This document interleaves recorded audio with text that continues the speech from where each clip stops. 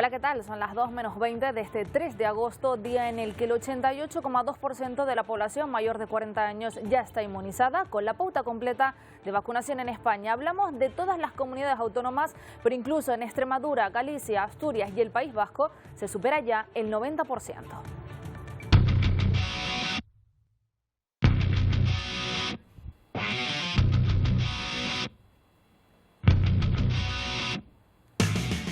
Son los datos publicados por el Ministerio de Sanidad. Un total de 27,2 millones de personas tienen administradas las dos vacunas, lo que representa más del 57% de la población española. Cifras positivas que se complementan con la decisión del último Consejo de Ministros antes del parón estival, luz verde a una nueva prórroga del llamado escudo social, entre el que se establece la prórroga del decreto antidesahucios.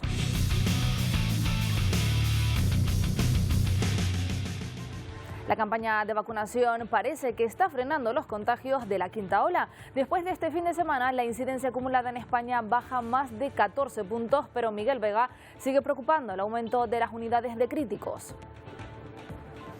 Sí, las UCI en nuestro país superan el 20% de ocupación con pacientes COVID, incluso en algunas comunidades autónomas esta cifra incluso se duplica. En cambio, la incidencia acumulada baja 14 puntos y se sitúa en los 678 casos por 100.000 habitantes. El Ministerio de Sanidad ha notificado durante este fin de semana más de 55.000 nuevas infecciones.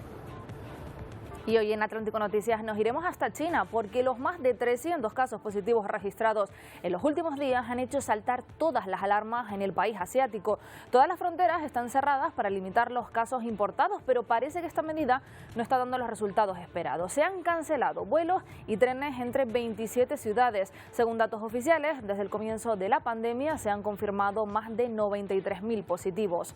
Y les mostraremos cómo en Cuba, en concreto en La Habana, desde este lunes se estableció un amplio despliegue de vacunación en la ciudad para ayudar a frenar el aumento de infecciones. El país atraviesa su punto más alto de la pandemia con un nuevo récord de contagios, más de 9.700 en las últimas horas y 87 fallecidos. Cuba tiene la tasa de infección per cápita más alta de toda América. También les mostraremos la situación complicada que se está viviendo en Colombia, aglomeraciones después de que más de 11.000 migrantes estén esperando para poder cruzar la frontera hacia Panamá y de allí llegar a Estados Unidos desde hace 2 semanas. El gobierno pretende crear un plan de actuación para darle solución. Nos iremos hasta ese punto en concreto para ver cuál es la situación en estos momentos. Y el fuego arrasa parte de Europa y de América en un verano complicado para los cuerpos de bomberos. Les mostraremos cómo las temperaturas de 45 grados en Grecia empeoran la situación al norte del Peloponeso. Desenlace trágico también en Turquía, donde al menos 8 personas han fallecido en diversos incendios forestales, incendios que afectan también al centro y sur de Italia, con más de 160 focos activos en las últimas horas. Mientras, en pleno pico de contagios, las Olimpiadas se encuentran ante un conflicto político después de que una deportista bielorrusa pidiera asilo en Polonia. Itziar. Sieva denuncia al Comité Olímpico Internacional el intento de deportación forzosa por parte del gobierno de su país, del gobierno de Bielorrusia. Este gobierno lo que intenta es minimizar los argumentos de la propia atleta, asegurando que lo que tiene son problemas emocionales. Eso sí, República Checa y Polonia ya lo han ofrecido, como bien dices, asilo político.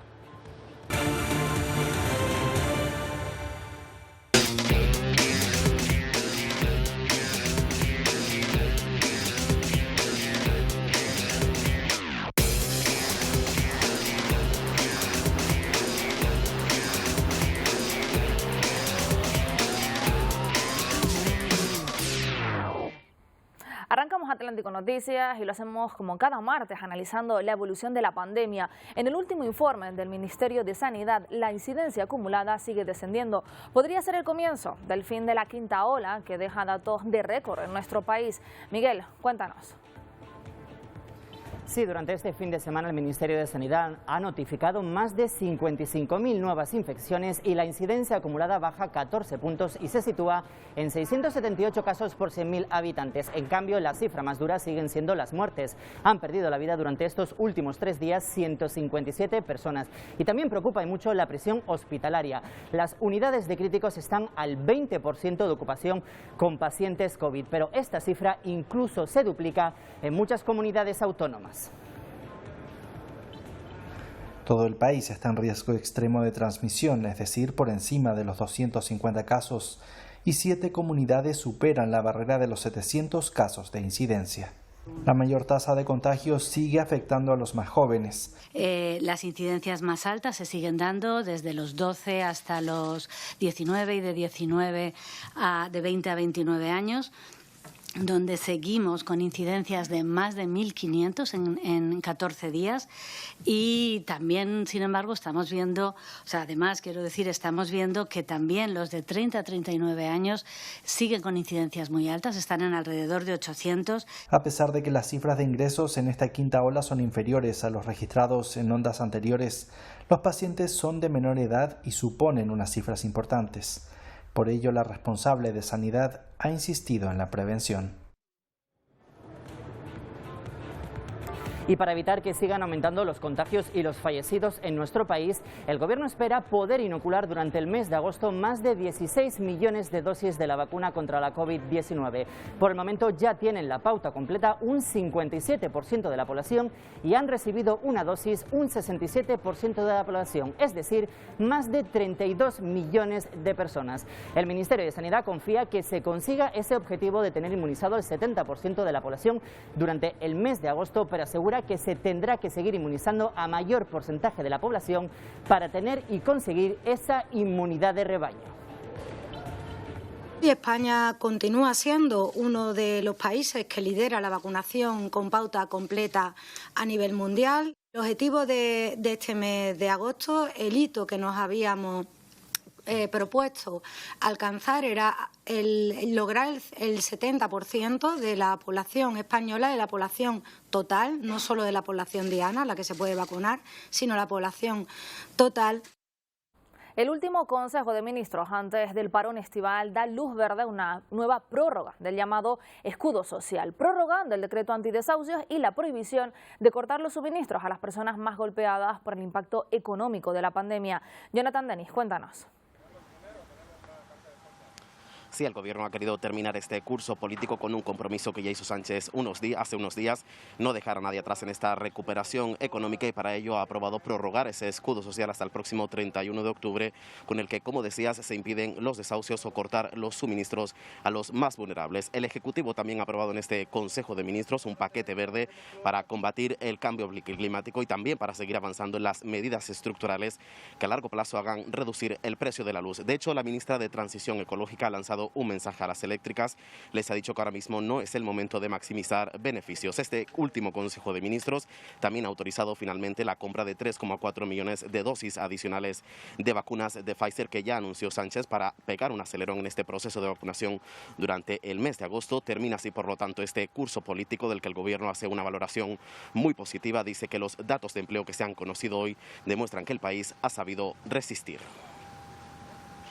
Una prórroga a ese escudo social, que en definitiva es la protección de los más vulnerables en el ámbito de los suministros energéticos, en el ámbito de protección de la vivienda y evitar que tengan que abandonar sus hogares como consecuencia de la situación de pandemia, y también en la protección de los servicios esenciales a las víctimas de violencia de género.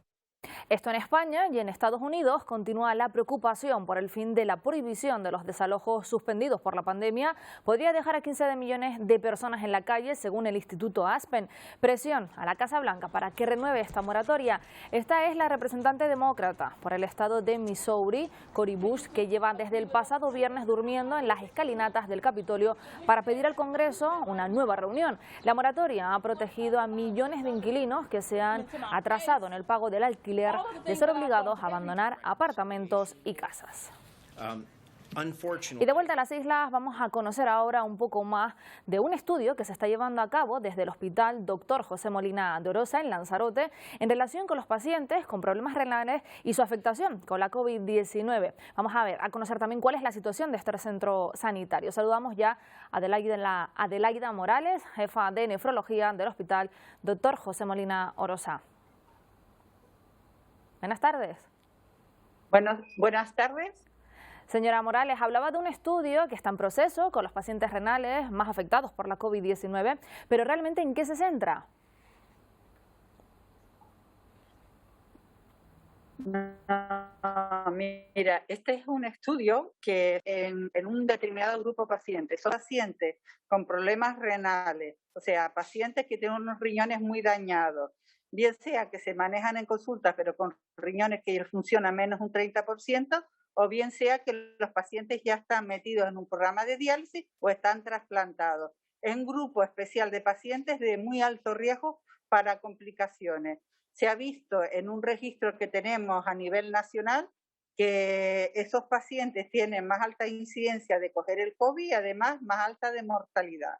Incluso hay un registro a nivel canario que tenemos de enfermos renales que se recogió la incidencia y la mortalidad de los enfermos renales respecto al COVID y se vio, por ejemplo, con respecto a los casos del año pasado, que la incidencia de la población general que no tenía patología, que no estaba en diálisis ni trasplante, era alrededor de 2,5 y en nuestro programa era un 3%, pero el problema no era eso, sino que la mortalidad en la población general era un 2,8 y en cambio en nuestra población era un 19%, que se equivara a lo que es la general, un 20%. Entonces, eso hizo que que los nefrólogos estuviéramos preocupados porque era una patología que a nuestros enfermos que son muy vulnerables, pues los atacaba con mayor intensidad y con mayor mortalidad. Y también he sabido que estos enfermos tienen problemas para crear anticuerpos, que en parte van a justificar esa mortalidad. Y por eso, desde la Sociedad Española de Nefrología, es una iniciativa que están muchos centros de toda España, que lo que debemos estudiar es si los pacientes renales hacen anticuerpos y cuánto dura ese anticuerpo a lo largo de los años.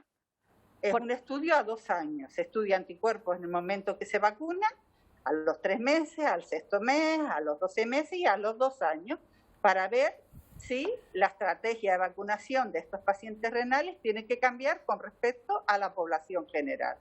Ese es un poquito el objetivo del estudio. Precisamente por eso, señora Morales, le iba a preguntar, parece que ya los primeros indicios apuntan a que estos pacientes, los pacientes renales, tienen que tener una estrategia de vacunación diferente.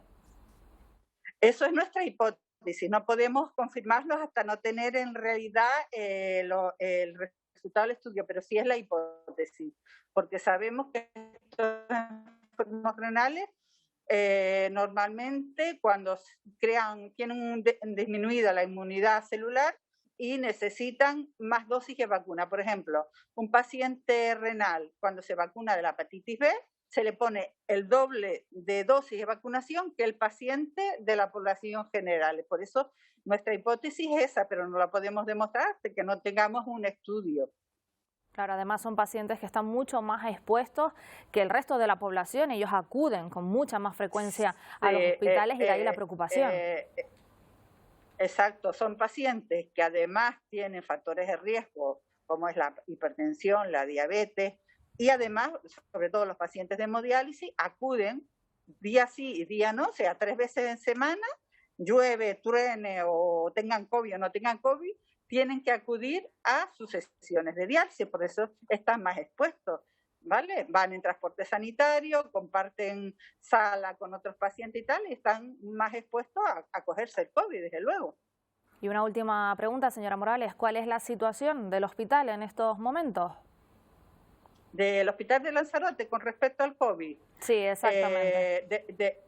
De verdad que en la isla de Lanzarote yo creo que las cosas se han hecho muy bien, tanto en atención especializada como ahora el papel primordial de atención primaria, y de verdad que el hospital tiene una ocupación bajísima, o sea, nada, creo que hay un paciente en planta y hay un paciente en la UBI, pero nada más, o sea, la ocupación es muy baja. Hay casos, tampoco está muy tal, pero hay algún caso, pero se rastrea muy bien, tiene un rastreo bastante eficaz y de verdad que el hospital de momento está tranquilo. Muy bien, pues Adelaida, muchísimas gracias por atendernos en esta mañana y la dejamos que siga trabajando.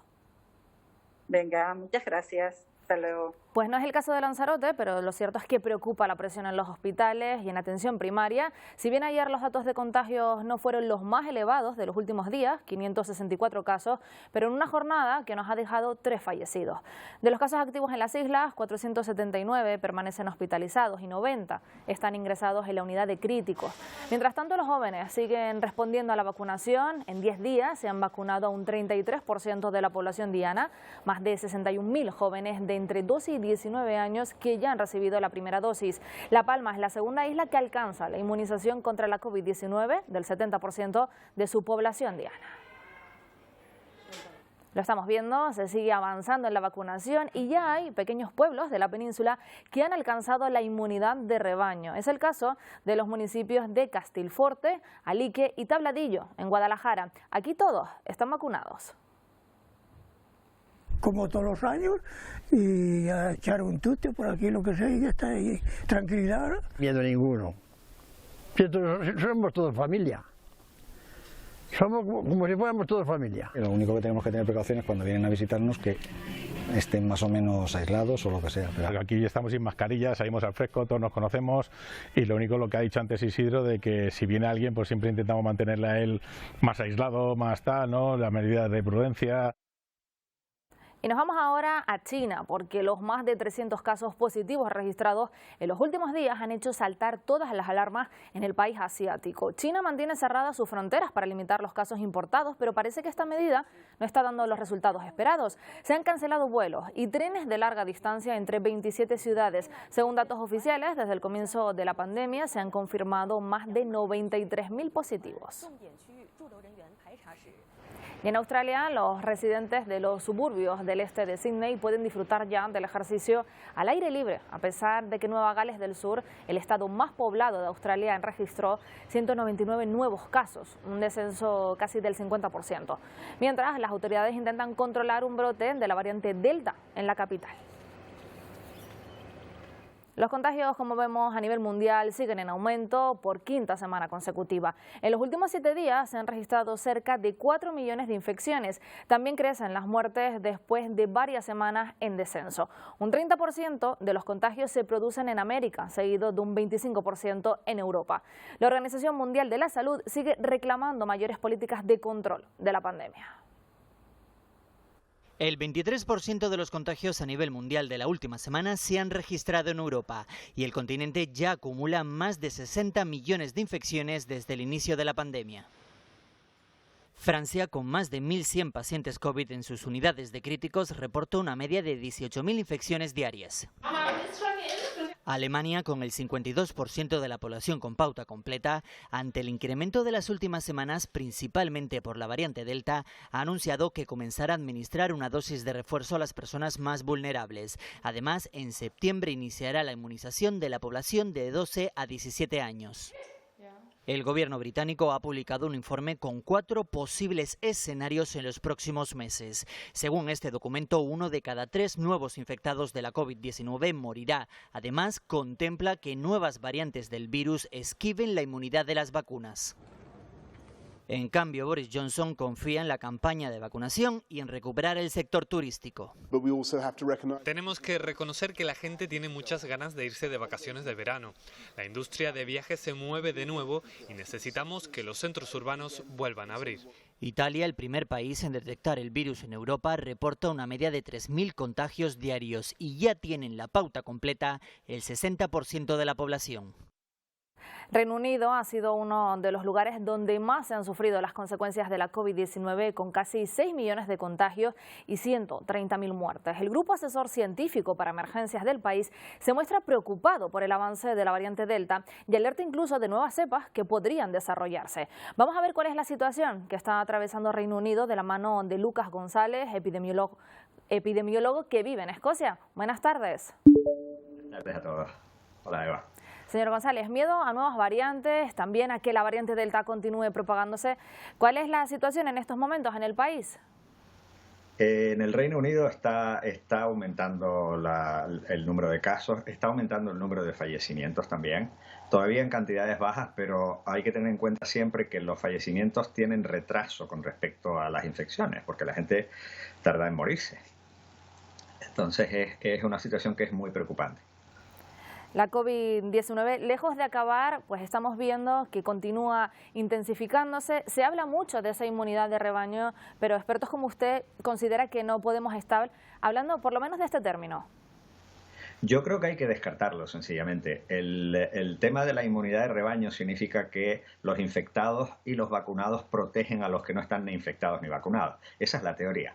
En la práctica, esta enfermedad es muy contagiosa, está produciendo una protección desigual que tiene tendencia a disminuir tanto con la infección natural como con las vacunas. No creo que debamos hablar de inmunidad de rebaño, aparte de que hablar de rebaño cuando estamos hablando de personas, hay gente que se siente incómoda con eso. Hay incluso quienes consideran que sería una buena idea vacunar a los animales, ya que estamos hablando de rebaño. ¿Qué le parece esa idea? Yo no soy veterinario, yo creo que tenemos varias prioridades antes de eso, que es controlar la infección, que es lo que está diciendo la Organización Mundial de la Salud. No solamente vacunar, sino controlar los contagios. ¿Y cómo podríamos, a su juicio, controlar esos contagios? Se habla también de una tercera vacuna. Ahí en Reino Unido ya la mitad de la población ha conseguido pues esa protección gracias a las vacunas. Las vacunas van a proteger a las personas vacunadas y ni siquiera eso es perfecto. Cuando hablamos de controlar la infección, lo que hablamos es de controlar los contagios, controlar el número de contagios con buenas medidas de salud pública. Y las buenas medidas de salud pública incluyen el uso de pruebas de diagnóstico rápido para que la gente que sea contagiosa se puedan retirar a sí mismos de la circulación, el uso de mascarillas mejores que las que estamos usando hasta ahora, y el uso también de ajustadores para mejorar el cierre y reducir los contagios, y las medidas en las fronteras. Tenemos que evitar que vengan las siguientes variantes que vengan de otros lados. De hecho, el Reino Unido tiene previsto este próximo jueves decidir si vuelve a aumentar esas limitaciones con respecto a nosotros, con respecto a España. No sé qué es lo que se habla allí con respecto a esa situación, esos semáforos que podrían empezar a cambiar de color. Sí, lo que está ocurriendo es lo que muchos nos temíamos, que es que intentando proteger al turismo abrimos las puertas y abriendo las puertas tenemos más casos y más contagios, y eso acaba dañando el turismo. Lo que hay que hacer es limpiar nuestra casa, tener unas medidas de salud pública que funcionen con mayor intensidad y con mayor eficacia, y hay que controlar las entradas. Y sí, tenemos que tener turismo que sea turismo interno. Eso es lo que han hecho por lo menos en Taiwán. Yo no sé si nosotros podríamos hacerlo también. Y ya una última pregunta, muy rápido. ¿Cuál es la situación de los hospitales ahora mismo en Reino Unido? Ahora mismo lo que se ha visto en días recientes es un aumento del número de fallecimientos del orden del 50%, y tiene aspectos de que podría seguir subiendo, pero habrá que verlo con cuidado. Hay que tener en cuenta una cosa muy importante, y es que los ingresos de intensivos de COVID son muy dañinos para el resto de las enfermedades. Una persona que tiene un infarto está unos pocos días en la UBI, y una persona que está con un COVID está muchos días, con lo cual está quitando muchas plazas a las demás enfermedades. Hay que optar por la eliminación. Lucas González, epidemiólogo, gracias por atendernos en Atlántico Noticias. Muchas gracias a ustedes. Hasta luego.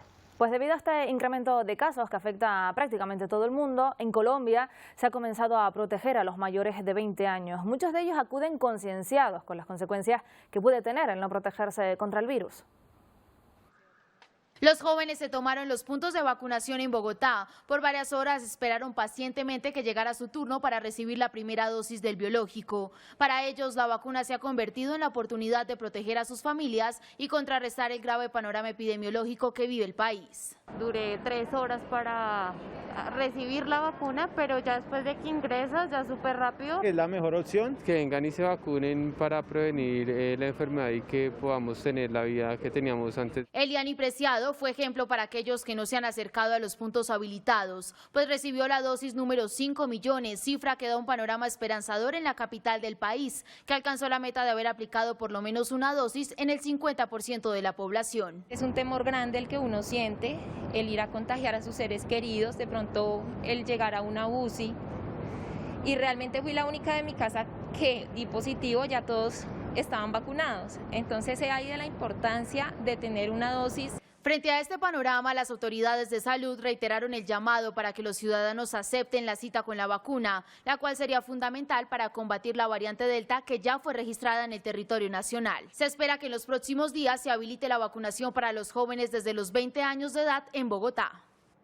En Cuba, más de 1.003.000 habitantes de La Habana ya han sido vacunados con el suero de Abdalá u otra vacuna de protección local. De esta forma, las autoridades del Ministerio de Sanidad dan por completa la vacunación en la capital de la isla y no han dudado en calificar estas cifras de hazaña importante. En la isla, el 23% de la población mayor de 19 años ya tiene la pauta completa. A pesar de estas cifras, el país se encuentra en el pico más alto de la pandemia con casi 10.000 contagios, según fuentes oficiales. Y tras conseguir controlar el aumento de los contagios y cerrar el mes de julio con una caída de nuevas infecciones, algunas regiones de Chile han comenzado a recuperar la normalidad. En fase 4 reabren los locales de ocio nocturno, pero con medidas de seguridad sanitarias.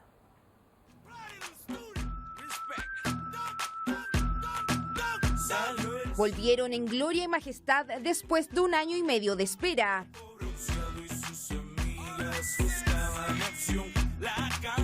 Parece una disco en marzo del año pasado, pero no. Son los primeros clubes nocturnos del país que abrieron en plena pandemia.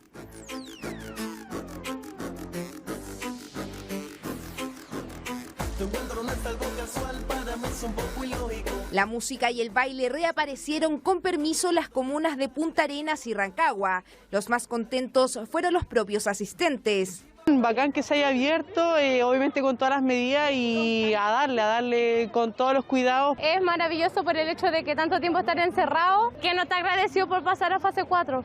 Aperturas de discotecas que se dan por un solo motivo. Ambas comunas se encuentran en la fase 4 en el plan paso a paso y con toque de queda a la medianoche. Eso sí, esta apertura se debió realizar con todas las medidas sanitarias y con una serie de recomendaciones. Apertura de clubes nocturnos que no estuvieron ajenos a las fiscalizaciones, el distanciamiento social, la mascarilla y, por supuesto, respetar el toque de queda de cada ciudad. El baile nuevamente se apoderó de las pistas de los clubes nocturnos justamente cuando julio se posicionó como el mes con el menor número de contagios desde el inicio del virus.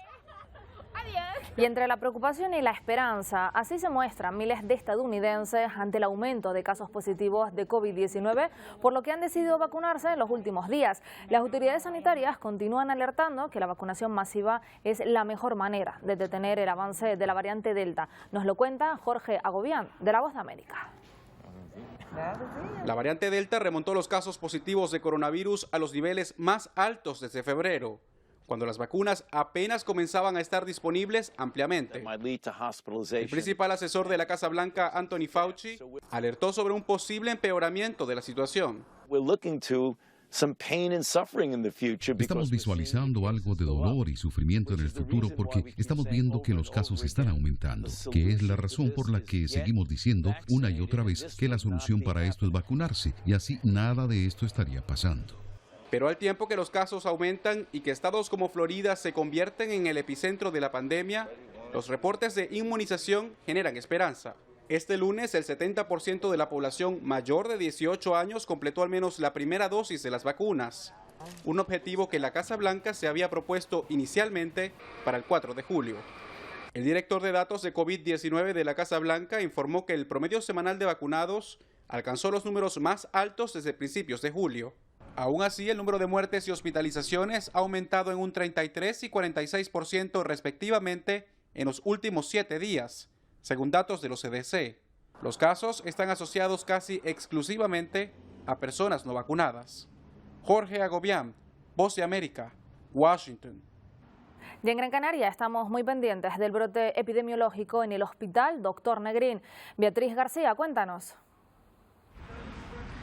Desde la dirección médica nos confirman que actualmente hay 10 pacientes infectados por este brote que se originó el pasado viernes en la 7ª planta, la de oncohematología de este Hospital Insular Materno Infantil de Gran Canaria, y aparte hay otros 6 trabajadores también afectados, aunque nos dicen que evoluciona prácticamente todos ellos de manera favorable. En estos momentos se está investigando cuál ha sido el origen de este brote y se ha cerrado la planta, es decir, no pueden entrar nuevos pacientes. Hay que decir que este Hospital Materno Infantil de Gran Canaria es el que tiene una presión de críticos más alta de toda la provincia oriental. Y hablamos ahora de un nuevo convenio ilusionante y fortalecedor que está llevando a cabo la asociación Pequeño Valiente. Cumplen este 2021 15 años desde su fundación. Han sido lustros de mucha lucha que han servido para crecer y apoyar a los niños y niñas que padecen cáncer. Ahora el Cabildo de Tenerife ha firmado un convenio con ellos para organizar un viaje destinado a 56 menores con tratamientos oncológicos durante este verano. Una iniciativa que les va a ayudar durante su lucha contra esta enfermedad. Vamos a saludar a su presidente, José Jerez Castro. Buenas tardes. Buenas tardes, ¿cómo estamos? Qué mejor manera, ¿no?, de luchar con la mente distraída y pasándolo pues como deben hacerlo a esas edades. Pues la verdad que sí, llevan mucho tiempo de confinamiento, aparte su enfermedad, y queda ahora, ¿no? Lo hemos cambiado un poquito, se llama escapada de verano, en grupos de 4 personas cada grupito de niños que van ahí, y con los profesionales que los acompañan, y sin cruzar actividades unos con otros, por la pandemia lo demanda. Claro, va a ser un viaje, no sé si ahora nos desvelas el destino, pero bajo estrictas medidas de seguridad. Sí, bajo estrictas medidas de seguridad, totalmente. Hemos cambiado todo lo que era el diseño de lo que era el campamento a escapadas de verano, con grupos de niños muy pequeños y nada, con enfermeros, con todo, tenemos a Protección Civil, a Policía Municipal, a todo lo que haga falta para que esos niños estén lo mayormente protegidos. Van a ir a hoteles y no se van a cruzar un grupo con otro. Van a ser 2 cadenas hoteleras o 3, donde irán esos niños separados y las actividades, ir a Isla de Lobos o otras cosas, no se cruzarán unos con otros y así tendremos más seguridad. ¿Realmente en qué situación se encuentran estos menores? Porque estamos hablando de niños y niñas de entre 9 y 18 años. Sí, entre 9 y 18 años se encuentran algunos en pleno tratamiento y otros ya han salido de él. Y bueno, estarán juntos y decidirá qué grupo va con cada cual. Los profesionales los decidirán, y ahí estamos, ¿no? Con todas las medidas de seguridad. Casi todos están vacunados, las unidades ya lo están vacunando y nada. Y si hay que cambiar o evoluciona la pandemia, pues ya cambiaríamos o optaríamos por no hacerlo si las autoridades competentes pues dicen que no. Pero de momento estamos ahí y creemos que es necesario hacerlo porque necesitan divertirse, necesitan salir porque llevan mucho tiempo ya encerrados. Llevan mucho tiempo encerrados y además ellos sí que están, pues digamos que acostumbrados a vivir pandemias, son mucho tiempo encerrados en hospitales. ¿Cómo han vivido todo este tiempo? ¿Cómo afecta la COVID-19 al cáncer y sobre todo a ellos, ¿no?, a esas edades tan pequeñas? Pues mira, los que son muy pequeños no tienen conocimiento, no son conscientes de lo que están ocurriendo, ¿no? Pero los más grandes sí, por ejemplo, los que son adolescentes o ya de 13, 14 años, esos niños pues necesitan, ¿no? Muchos no salen, no se exponen y ellos son los que nos llamaban y nos exponían que a veces se podía hacer esa escapada de verano o reconvertir ese campamento en otra cosa para poder tener este verano especial para ellos como el año pasado y estamos intentándolo por todos los medios para que ellos lo pasen lo mejor posible en Fuerteventura, ¿no? Y ahí estamos en eso. Pero es una demanda de ellos. La verdad que ellos necesitan. Llevan desde el año pasado con muchos no exponerse, no salir y creemos que es necesario. Con todas las medidas de seguridad y como digo, si hay que cambiar, se cambiará y si hay que en un momento dado pues tener que dejarlo, lo dejaríamos, pero sería mucha tristeza, sobre todo para ellos, ¿no? Bueno, están abiertos a cualquier cambio de última hora, todo por ellos y lanzar un mensaje de esperanza porque el 80% de los niños con los que ustedes trabajan en la asociación salen adelante y se curan de esta enfermedad. Sí, el 80%, con un diagnóstico precoz, importantísimo, el diagnóstico precoz. Muy bien, pues José Jerez, presidente de la asociación Pequeño Valiente, gracias por atendernos en la Atlético Noticias. Muchas gracias a ustedes por invitarme. Seguimos con otros asuntos porque hay una huelga indefinida de médicos en Nigeria. Los facultativos reclaman así el retraso en el pago de salarios y asignaciones en un país que se enfrenta ahora a un aumento de infecciones por COVID-19. Se trata de una reivindicación constante en este sector. Tan solo el año pasado se declararon 3 huelgas definidas para denunciar lo que consideran unas malas condiciones de trabajo. Y donde tampoco dejan de crecer los contagios es en Japón. A diario son más de 10.000. Tampoco se relaja la situación en Tokio, en la sede de los Juegos Olímpicos, y también en la Villa Olímpica. porque hasta el momento se han notificado 10 nuevos casos. Es el ejemplo del equipo de natación artística de Grecia. Las 4 nadadoras se han quedado sin poder cumplir ese sueño, ya que las 4 han dado positivo por COVID. Mientras en la capital, en Tokio, también continúan creciendo los contagios, más de 2.800 en las últimas 24 horas. Sin embargo, al Comité Olímpico Internacional le viene preocupando otra situación, es la situación del atleta Bielorrusia, que denuncia que se ha producido un intento de deportación forzosa por parte del gobierno de su país después de criticar el modo de actuar de sus entrenadores. República Checa y Polonia ya le han prestado asilo político, mientras el gobierno de Lukashenko lo que ha hecho es intentar minimizar esta denuncia de la deportista, asegurando que lo que tiene ella son problemas emocionales. Por su parte, el Comité Olímpico Internacional intenta proteger, diciendo y abriendo una investigación para intentar esclarecer estas causas, y además asegura que el objetivo final es intentar proteger lo máximo a esta deportista. Como era de esperar, hemos decidido iniciar una investigación formal que será dirigida por la administración del COI. Necesitamos establecer todos los hechos, oír a todos los involucrados, y eso obviamente puede llevar tiempo. Mientras tanto, nuestra preocupación es la deportista.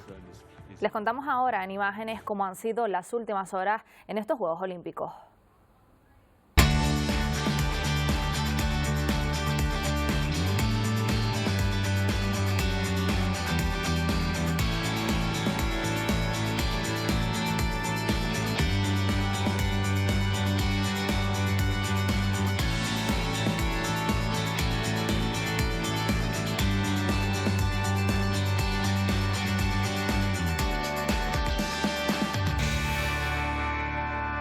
En Necoclí, en Colombia, se vive una situación complicada. Se producen aglomeraciones casi diario después de que más de 11.000 migrantes estén esperando para poder cruzar la frontera hacia Panamá y de allí llegar a Estados Unidos. Jair Díaz nos cuenta cómo se encuentra en estos momentos. Es dramática la situación que vive Necoclí, con el represamiento de más de 11.000 migrantes cubanos, haitianos, africanos que desean llegar hasta Panamá cruzando la peligrosa selva del Tapón de El Darién. Las condiciones meteorológicas y también la operación de una sola empresa de transporte marítimo que no da abasto, pues no les ha permitido salir de este municipio al norte del departamento de Antioquia. Hablábamos con algunos de ellos sobre esta difícil situación que se está presentando. Pero uno ya que llevo como más de 11, 12, 13, 15 días nomás sin poder comprarle un ticket, hermano. No sé qué es lo que está pasando, mi hermano. Ellos se venden los tiquetes a los hoteles para comprar a los hoteles. ¿Cuánto comprar a los hoteles? Tiene que pagar $15 diario. De verdad, en mi caso, si me acabo la plata, estoy viendo qué hago en los próximos días, si voy a quedarme aquí en la playa.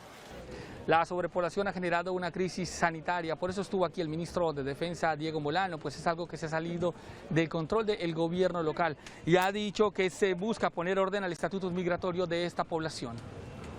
Se permitirá la prestación del servicio de transporte marítimo no solo a la empresa que actualmente opera en Necoclí, que agradecemos sus servicios, pero también a las empresas de turbo que podrán comenzar a prestar ese servicio con su registro previo. Diariamente están llegando entre 800 a 1.000 migrantes provenientes de diferentes países. Aquellos que vienen de Brasil y Chile ya vienen inmunizados contra el COVID-19, pero no se descarta un posible rebrote del virus por las aglomeraciones que aquí se presentan. Jair Díaz, de La Voz de América, para Telecanaria.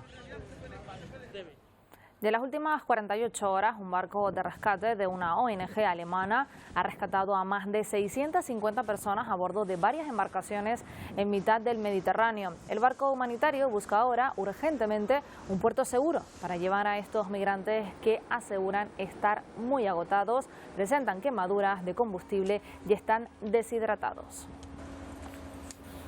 Tanto en Europa como América están siendo azotados por diversos incendios forestales, desde el fuego en California hasta las llamas en Turquía. Suponen toda una amenaza en muchas ocasiones difícil de controlar. El fuego arrasa Europa en un verano complicado para los cuerpos de bomberos. Temperaturas de 45 grados en Grecia, la peor ola de calor desde el 87, no ayuda a apagar las llamas al norte del Peloponeso. Desenlace trágico en Turquía, donde al menos 8 personas han fallecido. Ankara pide ayuda internacional al no disponer de recursos suficientes. Desde el pasado 28 de julio se han declarado más de 125 incendios, de los cuales 117 están extinguidos. Ola de incendios también en el centro y sur de Italia. Sicilia queda asolada por más de 160 en las últimas horas, afectando a una treintena de zonas urbanas. Por ello, el país declara una movilización de emergencia para tratar de contener las llamas. Y vean cómo, en este caso, lo intentan hacer cerca de un aeropuerto en Bolivia. Con lo primero que encuentran, empleados y bomberos quieren terminar con un fuego que obliga a cerrar el aeropuerto principal del país, afectando a más de 25 vuelos y 1.700 hectáreas. En Grecia viven durante estos días la peor ola de calor de las últimas décadas. Esto ha provocado que el sistema eléctrico de muchas regiones se encuentre sobrecargado ante el incremento del uso del aire acondicionado. El gobierno griego ha pedido a los ciudadanos que limiten el uso de aparatos eléctricos. Por eso, griegos y turistas han decidido acudir a fuentes y playas para refrescarse. Incluso la Acrópolis de Atenas ha decidido cerrar durante el mediodía ante las altas temperaturas. El servicio de meteorología Eleno ha anunciado que la capital superan en la próxima semana los 44 grados. La situación de la prensa sigue siendo delicada en muchos países. Cuba es uno de ellos. La corresponsal de ABC, Camila Costa, es uno de los tantos profesionales que ponen en riesgo su vida con el único fin de poder contar lo que está ocurriendo en la isla. Abraham Jiménez, de La Voz de América, nos amplía cómo se desarrolla el periodismo independientemente en este país. Luego de varios intentos de hacer una videollamada y de caerse la conexión, pudimos hablar vía telefónica con Camila Acosta, periodista independiente que trabaja como corresponsal de ABC y Cubanet. He sufrido cortes de internet en momentos determinados para imposibilitarme ejercer mi profesión. La periodista señaló que desde que surgieron las manifestaciones en Cuba el 11 de julio, el acceso a internet ha sido más difícil. A manifestaciones han cortado el acceso a internet. Abraham Jiménez Enoa, periodista independiente y colaborador del Washington Post, asegura que para el gobierno cubano el papel de los reporteros independientes es ilegal. Uno vive bajo acoso, una persecución tremenda, todo el tiempo te llevan interrogatorio, todo el tiempo te persiguen, te tienen tus comunicaciones intervenidas. Pero el ministro de Relaciones Exteriores de Cuba, Bruno Rodríguez, niega cualquier acusación de coacción por parte del gobierno de Díaz-Canel. Aquí no ha habido un acto de represión contra el pueblo cubano. Más allá de las palabras, según Ted Henken, profesor asociado del Baruch College en Nueva York, el hecho es que en los últimos años una nueva generación de periodistas ha creado medios independientes y que con el impacto que generan no hay vuelta atrás. Y ya ahora me dicen que tienen más público cubano dentro de la isla que fuera, que Cuba ya es el público número 1 en las estadísticas de ellos. Cristina Quecedo Smith, Voz de América, Washington. Recordamos ahora una denuncia medioambiental en la isla de La Palma que les contábamos la semana pasada. Así, prácticamente sin vida, se hallaban estas granjas en Punta Gorda. Fueron grabadas por un vecino que dio la voz de alarma ante el mal estado que presentaban estas aves protegidas. Gracias a la rápida intervención de un veterinario y una cuadrilla de medio ambiente del Cabildo Palmero, 4 de ellas han conseguido sobrevivir y se están recuperando. Todo apunta a que pudieron tomar veneno en una de las fincas próximas. Pues es todo por hoy. Terminamos aquí Atlántico Noticias y lo hacemos recordando que tal día como hoy, 3 de agosto de 1963, nació James Hetfield, cantante y guitarrista de la banda Metallica. Hoy celebra su 58 cumpleaños.